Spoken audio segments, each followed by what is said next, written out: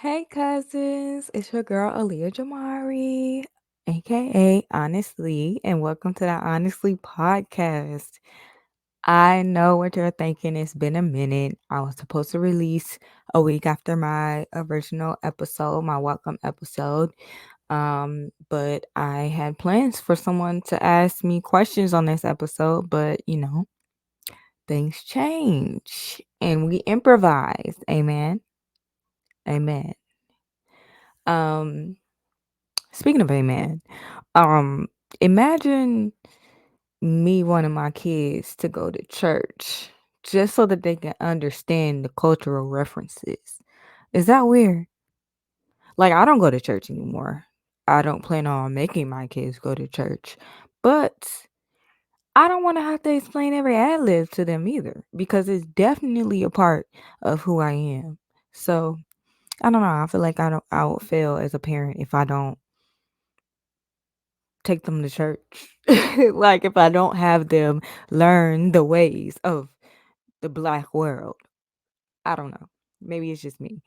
Um, but let's get into these questions though. So, question number 1 is why honestly? Um, I named this podcast honestly because I've always been called honest and a truth seeker. I remember back in my old youth group, our youth leaders would recognize me as so. I have always been holding people accountable to honesty. I'm a Sagittarius as well, and honesty is a really big thing for us if you believe in it. Um, and I've been through so much in life that is probably like my biggest boundary at this point. If you can't trust, like, if I can't trust anything that you say or do, like, it's really a no.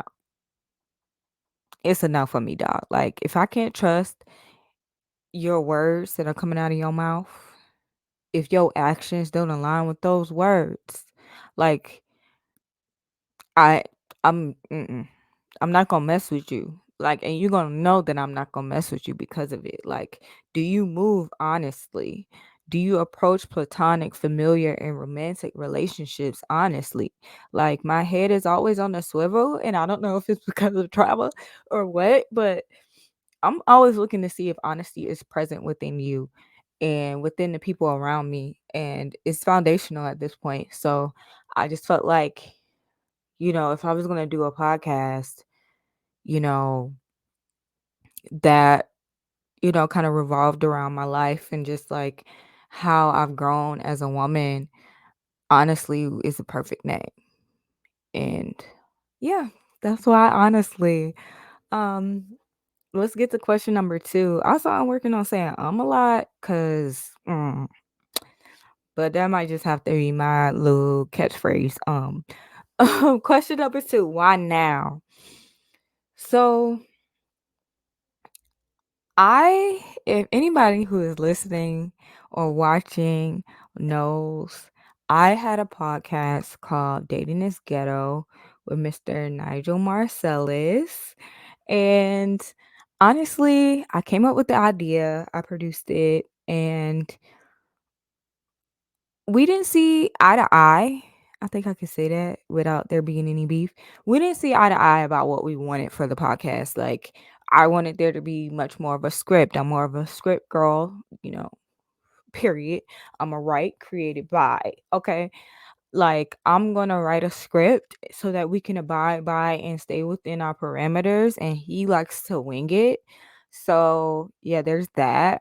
Um Also, I wanted there to be a video aspect like now, and he wasn't too fond of it. So, but I don't think that that was what kind of ended it, but I do think that our schedules and he was getting his PhD, and honestly, I wanted to start a podcast by myself, but I was scared to. And I knew that he was really big on like talking and doing all of that stuff. So I was like, hey, let's do something together. And Dating is Ghetto wound up being beautiful. It really was. And I would not. I would not trade it for the world, but I was afraid. I was afraid to step out, branch out on my own. I was afraid to, you know, have my own podcast and really do that thing by myself. Like I will be held accountable for it. Like I really got to do this and I got to do it well. And I've been afraid to fail. I've been afraid to succeed, which is another wild thing. So I was afraid before, but now I'm just moving forward. Fear aside, moving forward and I'm doing this thing. So yeah, that's why now we doing it now because I was afraid to before. And now I'm still afraid, but it's not stopping me. That resistance is still here. I feel it. I'm fighting it every day. Me and resistance are neck and neck, and I'm whooping her toe right now, honestly. Question number 3. What is it that you want to share with the world on this platform and why you? So why do I have to tell this story? Why does it have to be me, I guess? And what is it that I want to share on this platform? So my story, which is huge. I have a long story. I've been through a lot in my life. My grandmother actually just told me, I was worried about her. She was like, "No, you worry about yourself. You've been through so much in your life. It's time for you to live and be free and do the things that you want to do." And I want to share. I want to share how I've overcome in hopes of helping liberate someone else. I've been through so much. I can't even begin to tell you bits and pieces of it. Like it is a lot. And I often can relate to just about everybody in the room and what they've been through. Um, so I realized that telling my story actually really helps people, and I want to continue doing that. Like I want to approach things in an honest way, in a raw way that actually helps people practically get through things, because I feel like people will tell the other side, and I know that people say this all the time. People will tell the other side the success story but not tell the journey. But honestly, not only just the journey, but how did they overcome through that journey? What does the lows look like, and how do you get through the lows? How do you get through, you know, the issues that you're dealing with, like mentally, physically, emotionally? How do you get out of bed every day on the days that you don't feel like getting out of bed? Like, it gets real, y'all, and I think that we don't show that aspect um of that. And I think it reminds me of um Gerard Carmichael and like how he just started his Gerard Carmichael show, his Truman Show and himself, and how honest and raw that he is with that reality show. I think that showing that is making it more normal. You know, people are usually put on a pedestal and then you don't think about them going through the same things that you've been through. And it's hard for you to get to their status, or you think that they did something different when actuality they just got through, or it could have been something simple that changed their mindset. And so I want those that are going through things to be able to relate. And why not me? Why not me? There's no excuse. So, next question. Um what are the most helpful resources that have helped me along the way throughout my life? Okay. So a lot that I'll talk about in this podcast is therapy, therapy, therapy, therapy, therapy, therapy, therapy. CBT mainly, which is cognitive behavioral therapy. Yes. And it's mostly like talk therapy and like I know that with my therapist, like we did a lot of like reframing your mindset. Get with somebody that can help understand how the brain works, okay? Learn how the brain works and learn how to hack your brain, okay? Because there are certain things that I did not think I would be able to do. There were certain things that I was not able to overcome on my own. But as soon as I went to therapy, baby, life got so much better. So yeah, therapy. I know that for me, through therapy, what is it? EMDR? No, EMI. So it's similar to EMDR. EMDR is a more like intrusive process, but EMI is eye movement. It I don't know what the I stand for, but you can Google it and it helped me to get over a lot of my traumas to where I'm not, super sensitized to it. I don't have like super strong emotions tied to it. And I can think about it without having PTSD reactions to it. So that helped me a lot. Another thing I'll talk about is like leaning on your support system and what that looks like and how to do that and to not let yourself feel like you're a burden on the people that are choosing to be there and choosing to help you carry. Um Showing up for myself and following through on my promises to myself so that I built my self-esteem, making sure that I show up for myself and making sure I fulfill the promises that I make to myself. That is what keeps me going. Setting and respecting boundaries. So setting my own boundaries and also respecting others so that our relationships are in harmony. Books, learning, knowledge, all of that.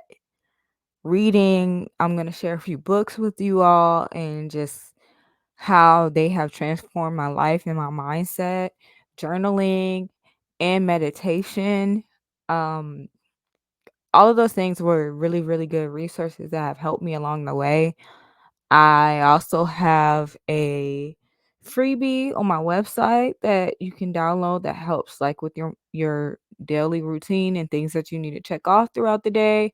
I'm also working on a journal myself that'll help you get through a lot of things. So there's a lot of things that like are really good resources out there and it's just more so a a matter of you just doing it. Just picking it up, finding it, doing it, and boom. Where can listeners learn more about you? Okay. www dot w mm, www.aliyajamari.com. All of my social media is Aliya Jamari, um, for the most part. So Instagram, Twitter, Aliya Jamari. I'm on Facebook. I'm probably not gonna add you on Facebook only because that's really for my aunties and them. But I'm honestly on YouTube. So of course the name of this podcast is on YouTube. The videos for this podcast is on YouTube. So you can always go up there and watch the actual video. And if you had to describe yourself as an animal, which would it be and why? And y'all already know a giraffe. Hold on, let me bring my baby into the camera for those that are watching. Giraffes.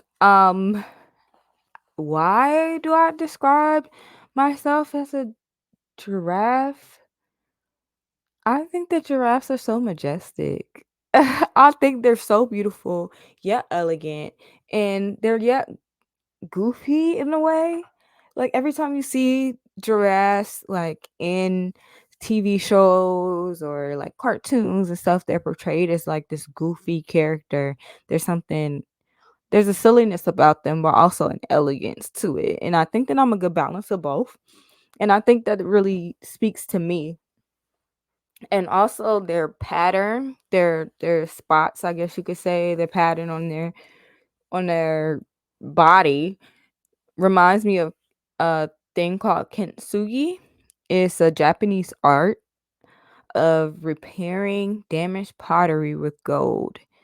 It's considered gold joinery and It restores functionality of a broken vessel, but it also adds beauty and worth, and it turns brokenness into the most valuable part of the piece.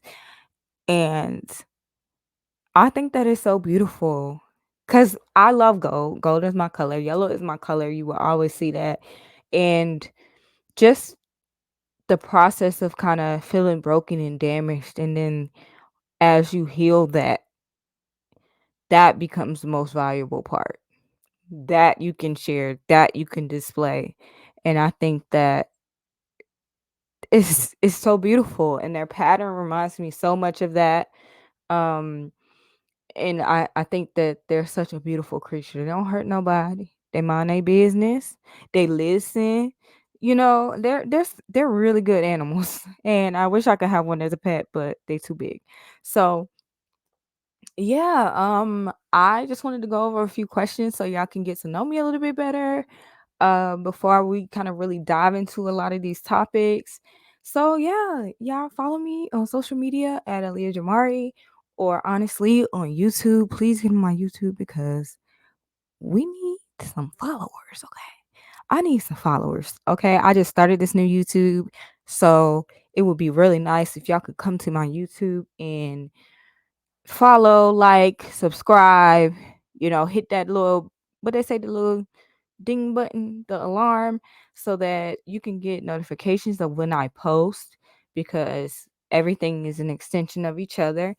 And I'll see y'all next week. Bye.